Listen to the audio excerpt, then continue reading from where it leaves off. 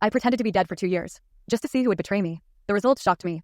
I was declared dead on October 8th, 2 years ago. Officially, it was a car accident. The crash was staged with a junk vehicle and a body no one could identify. I made sure my face was burned beyond recognition and left enough fake documentation for authorities to believe the body was mine.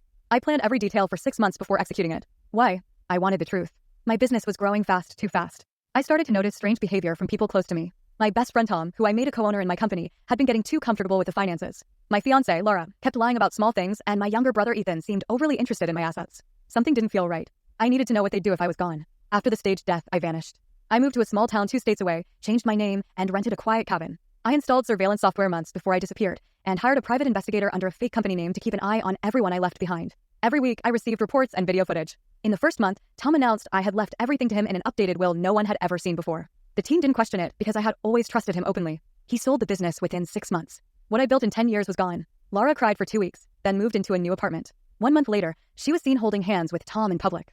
3 months after that, they were living together in my old house. I watched every update with a quiet, detached mind. They had no guilt. But Ethan surprised me. He refused to accept my death. He kept pushing for an investigation, questioned the coroner's report, and even tried to hire a private forensic expert to re-examine the evidence.